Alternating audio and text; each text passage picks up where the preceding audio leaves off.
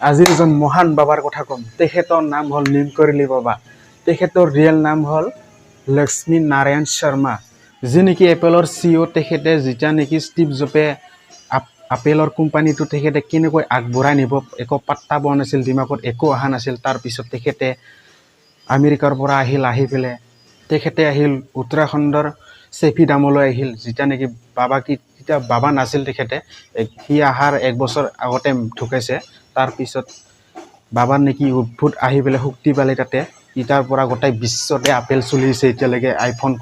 IPhone চলিছে বিশ্বতে। যেনেকৈ মাৰ্ক জুকাৰে তাৰ ফেচবুকটো কেনেকৈ আগবঢ়াই দিব একো পাত্তা পোৱা নাছিল। যেতিয়া নেকি ষ্টিভ জবে ক'লে যে কথাটো এনেকৈ আহিবলৈ ক'লে, মাৰ্ক জুকাৰৰ তেখেতে আহিল আমেৰিকাৰ পৰা আহি পেলাই উত্তৰাখণ্ডৰ চিফি ধামলৈ আহিল। বাবাৰ দৰ্শন লোৱাৰ পিছত গোটেই দিমাগটো খোল খালে, কেনেকৈ গোটেই পাত্তা নাই। তাৰপিছত গোটেই খোল খালে। তাৰপিছত এতিয়া বিশ্বত ফেচবুকটো গোটেই চলি আছে পৃথিৱীতে। বাবা একদিন ট্ৰেইনত যাত্ৰা কৰি আছিল।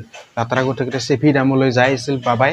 তাৰপিছত বাবাক চিনি পালে টিটি এজনে টিকেট কাটিবলৈ নক'লে। তাৰপিছত আৰু এজন টিটি আহি পেলাই বাবাক ধৰিলে যে টিকেট কিয় কটা নাই। তাৰপিছত বাবাই ক'লে যে এনেকৈ টিটি এজন আহিছিলে, টিকেট কাটিব নালাগে বুলি সন্মান আদৰ্শৰে বাবাক উঠাইছিলে। তাৰপিছত ছেকেণ্ড টিটিজনে বেয়া ব্যৱহাৰ কৰি তাক নুমাই দিলে। নুমাই দিয়াৰ পিছত ট্ৰেইনখন ৰখি গ'ল। তাৰপিছত নাযায় ট্ৰেইনখন। তাৰপিছত বহু মেকানিক আহিল, কিবা আহিল।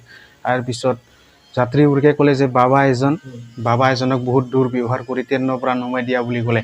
তাৰপিছত টিটিজনে বহুত চেষ্টা কৰিলে তাক মাফ খুজিব, ক্ষমা খুজিব। তাৰপিছত বাবাই ট্ৰেইনখন যাবলৈ দিলে।